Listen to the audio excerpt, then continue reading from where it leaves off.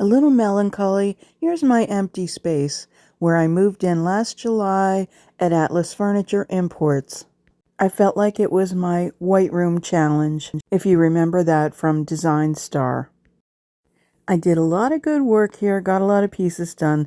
Look how I filled up that space. So much stuff. That's what this video is about. It's about vacating that space and where all this stuff is now going.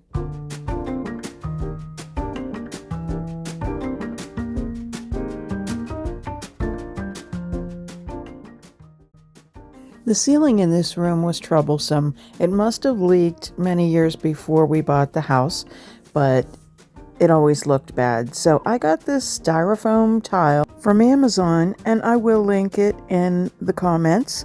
But it was as easy could be, just using construction adhesive, just putting it up, and it was very forgiving. This is the spare room next door. The china closet that's in there that I've always used for books that was in that office space had to go next door to make some room for another one. I kind of like the dark academia vibe now here in the spare room. But hey, we're talking about the other room, so let's go back there. Originally, I planned for this cabinet that my father made, which has been in storage, to be moved upstairs, and I thought it would provide a lot of storage. Well, guess what? It wouldn't fit up the steps, so I had to do plan B. So I had to move the cabinet that was in that spot up to the office. A little less storage, but we'll make it work. I begin to load everything in. We switched the position of the tables the way they originally were, which consist of an old kitchen table and also a table that my father made. And two very large chairs. Not sure how that's going to work. We got some new lamps and put my vintage in-out box. This side of the room was already done, although we added a few more of the tchotchkes to those shelves above.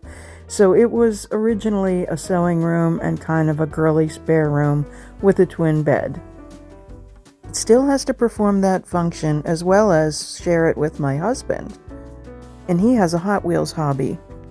I pared down a lot of my belongings, and also I have to divide and conquer. So I began loading in as much as possible and kept reworking it until I felt like I couldn't fit anymore.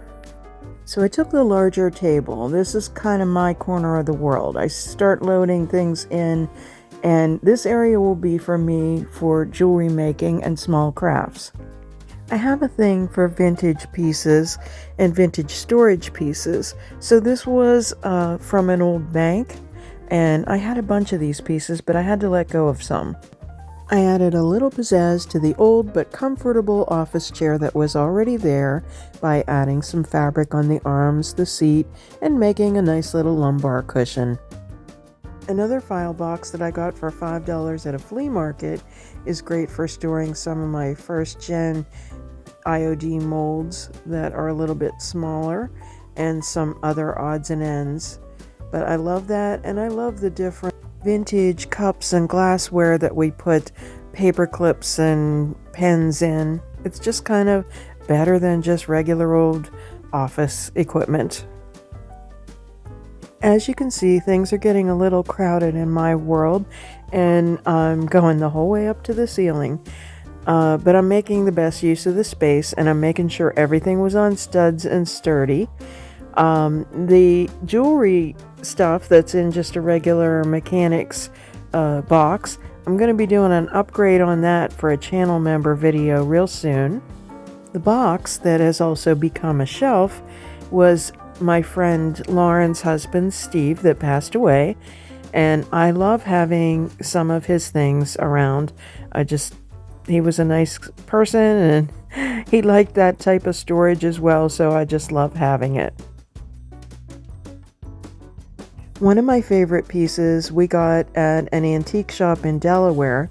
It was a vintage die display for a mercantile store, and I love it for all my pens, markers, Posca markers, all that stuff, and odds and ends. It's just perfect.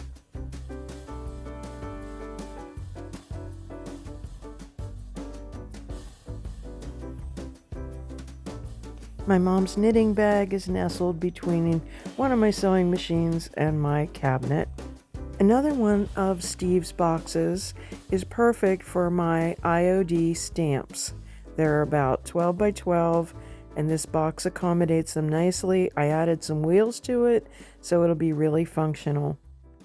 As I continue my organizational efforts, I need to be very purposeful because I use some stamps in my furniture making, and I'll be also using some molds, so I'll have to take things from place to place, and that'll take some getting used to. But I really feel like I kind of dialed in the organization, and I look for really good things to happen here, some podcasts and some lives and some tutorials. So this is my little corner of the world, and sharing it with my husband here, and his area, he can do what he wants.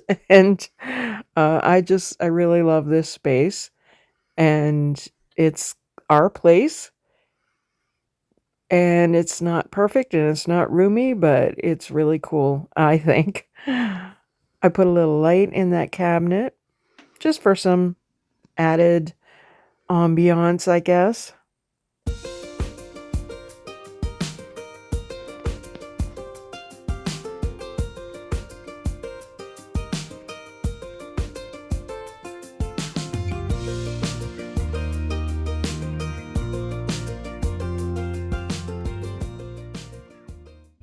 Stay tuned for part 2, the garage workshop.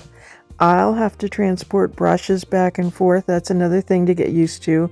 And the last phase of the organization will be in the basement. I already started this project a while back, and then I got stopped. It's a real dungeon basement. It's not that bad, but I'm planning on making it a great area for laundry, for exercise, and for some of my bigger crafting items. I have my work cut out for me. I hope you like these organizational videos and come back for more. Hit that like button, and if you'll subscribe and share this video with your friends, all those things help my channel to grow. I really appreciate your support. You can also hit the join button and become a channel member for some exclusive content, which I have some really big plans for in the upcoming year. Find Statement Designs on the web at www.statementdesigns.org and on social media as Statement Designs. Stay well.